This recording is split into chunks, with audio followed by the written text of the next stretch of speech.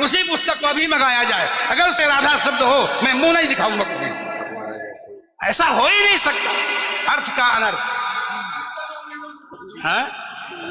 नहीं, हमको कष्ट यह है कि हमको बोलना पड़ा बीच में, क्योंकि अगर अनिरुद्धाचार्य की जगह ये बात और कोई बोलता तो मैं कतई नहीं बोलता। लेकिन अनिरुद्धाचार्य जी इस समय टीवी पर छाए हुए हैं, लाखों लोग इनको सुन रहे हैं, तो ये तो यही समझेंगे ना कि अनिरुद्धाचार्य बोल रहे हैं। इसलिए आपके द्वारा कोई अपशब्द नहीं निकलना चाहिए। मैं आपसे वंदन करता हूं, कभी कोई अनर्थ करना हो तो विचार करके करिए। मैं और कोई बात नहीं, सबको क्षमा मांगता हूं। भागवत जी के अष्टम स्कंद के 10वें अध्याय में लोग कहते हैं भागवत जी में राधा का नाम नहीं है, राधा का नाम नहीं है। ये लोग गलत कहते हैं, जो भी कहता है गलत कहते हैं। लिखा हुआ है, मैं आपको श्लोक दिखा रहा हूं। भागवत जी के 8वें स्कंद के 10वें अध्याय में श्लोक नंबर 40 है, लिखा है उद्यतायुध दौरदंडई राधावंतो भटान मृधे। राधावंतो लिखा, स्पष्ट लिखा गुरुजी। ऐसा है, नाश मत करिए। आधावंत है, आधावंत में दौड़ते हुए, या संधि हो गई है गुरुजी। नहीं नहीं, ये गलत बात। आप जो है आयुधों को लेकर के आधावंत। गुरुजी गुरुजी गुरुजी गुरुजी गुरुजी, हम तो आपके दास हैं। मत कीजिए ना। हमारे गुरुजी कहते हैं ना ना गुरुजी, इसका अर्थ तो सुन लीजिए, इसका अर्थ तो सुन लीजिए।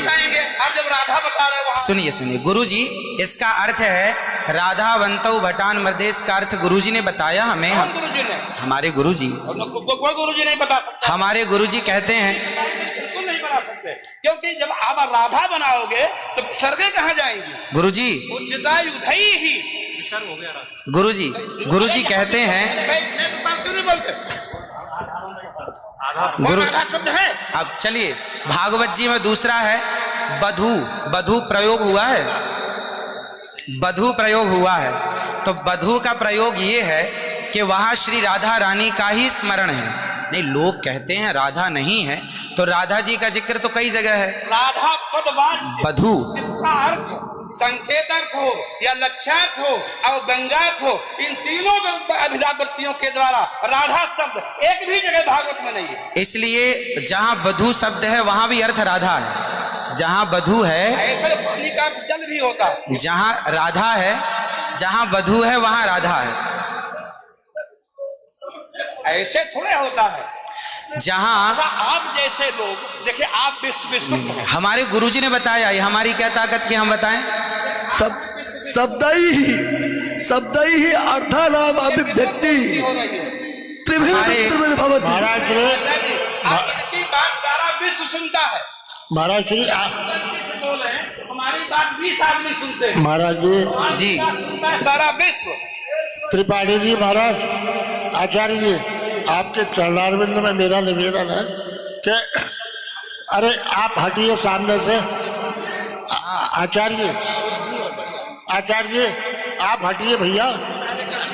अरे नहीं, लेकिन ऐसा श्रीधर, आप विश्व को सुनाते हैं इसलिए कह रहा हूँ। श्रीधर जी नहीं तो गलत सुना रहे हैं। इन्हें हटाओ। कोई गुरु नहीं बता सकता यार।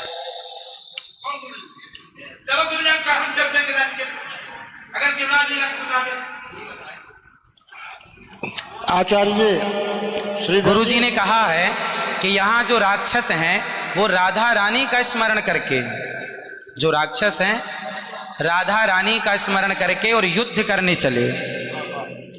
जो राक्षस हैं भटान मृधे जो है, गुरुजी ने बताया कि जो राक्षस लोग हैं वो किसका स्मरण करके युद्ध करने चले?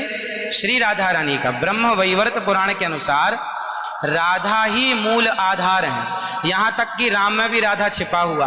आप राम का अर्थ समझिए, राम मतलब राधा, माँ मतलब माधव, दोनों का एक अक्ष है, तो राम हो गए। ये बातें स्वीकार हैं, लेकिन और जैसे बधू, जैसे आपने कहा कि राधा जी भगवान श्री कृष्ण ने अपने कहा आओ मेरे कंधे पर बैठ जाओ, तो किसको, कौन है वहां पर? राधा जी हैं। राधा जी हैं तो हैं, लेकिन वहां बधू है। याम गोपी मैंने अब कृष्णा, तो श्री राधा जी कहने का तात्पर्य यह है कि भागवत जी में कहीं राधा का अभाव नहीं है। भागवत जी में कहीं भी शब्दा नाम शब्दैः अर्थानाम् अभिव्यक्तिः कैः वृत्तिभिः भवति। वृत्तयः कति संख्याकाः? अभिधावृत्त्या, लक्षणावृत्त्या, व्यञ्जनावृत्त्या शब्दानाम् अर्थस्य अभिव्यक्तिर्भवति। अस्ति कश्चन विद्वान् वक्तुं शक्नोति? महाराज जी, आप दोनों के पावन चरणारविंद में मैं हाथ जोड़ करके निवेदन करता हूँ, मेरी बात सुन लीजिए। नहीं, आप तो गुरुजन हैं, गुरुजन हैं, आप ही तो सिखाएंगे। मैं ये कह रहा हूँ, अर्थ का अनर्थ क्यों सभा में करते हैं लोग? पूरे विश्व को सुनाते हो। गुरुजी, जो मेरे गुरुजी ने सिखाया वो मैं बोल रहा हूँ। सिखा ही नहीं सकते, आप अशुद्ध बोल रहे हैं बात। अभी श्री राधा और माधव जो राम नाम है, जो भागवत जी का अर्थ है। अब कोई पूछे कि राधा का अर्थ क्या है, तो राधा का अर्थ ही कृष्ण है, वो कृष्ण का अर्थ ही राधा है। तो राधा ही कृष्ण है और कृष्ण ही राधा है। कुल मिलाकर कहने का अर्थ ये है, गुरुजन ये कहते हैं कि प्रत्येक श्लोक कृष्ण है और प्रत्येक भागवत जी के 18,000 श्लोक, प्रत्येक श्लोक कृष्ण है और श्लोक का प्रत्येक अर्थ श्री राधा है। प्रत्येक श्लोक श्री कृष्ण है और श्लोक का प्रत्येक श्लोक का अर्थ श्री राधा है। तो ये सब भाव ही तो है, राधा ना वो भाव सब नहीं, भाव है। वो शब्दार्थ। भाव का भूखा हूं मैं, भाव ही एक सार है, और भाव से भजले मुझे तो भव से बेड़ा पार है। सभी विद्वानों के चरणों में दास का बारंबार नमन। सबको जय श्रीमन नारायण, जय श्री कृष्ण। 2 मिनट कीर्तन कर ले। 1 मिनट रुको, मैं सबसे क्षमा मांगता हूँ। मेरा अनिरुद्धाचार्य के प्रति बड़ी श्रद्धा भाव है, बड़ा आदर है, लेकिन इनकी वाणी चूंकि पूरा विश्व सुन रहा है, ये चैनलों पर आते हैं। भाव जगत में हम कुछ भी कहें, लेकिन जब हम ये कहते हैं ये शब्द में लिखा है, तो वहां पर शब्द और अर्थ का संयोग, क्यों गिरा अर्थ जल शब्द बोध्यो व्यनक्ति अर्था शब्दोप्यर्थांतराश्रय एकत्व व्यंजकत्वे तद अन्य से सहकारिता। ऐसा हो ही नहीं सकता कि कोई अर्थ प्रकट हो और उसके मूल में शब्द न हो। वहां संधि है, मैंने आयुधों से युक्त होकर, मैंने गदा तलवार तीर लेकर के वो राक्षस आधा बनता दौड़े मारने के लिए। शुद्ध यही अर्थ है। किसी अभिधा से, किसी लक्षणा से, लक्षणा तब होती है जब मुख्यार्थ का बाद हो। मुख्यार्थ का बाद हो ही नहीं सकता। सीधा स्वामी बता दें, विश्वनाथ चक्रवर्ती बता दें, अनुचार प्रकाश का बता दे, चूड़िकाकार बता दे, और छोड़िए उन बातों को। आपके गुरु जी के पिताजी ने भी टीका लिखी है, उसी पुस्तक को भी मंगाया जाए। अगर उसमें राधा शब्द हो, मैं मुंह नहीं दिखाऊंगा तुम्हें। ऐसा हो ही नहीं सकता अर्थ का अनर्थ। हाँ?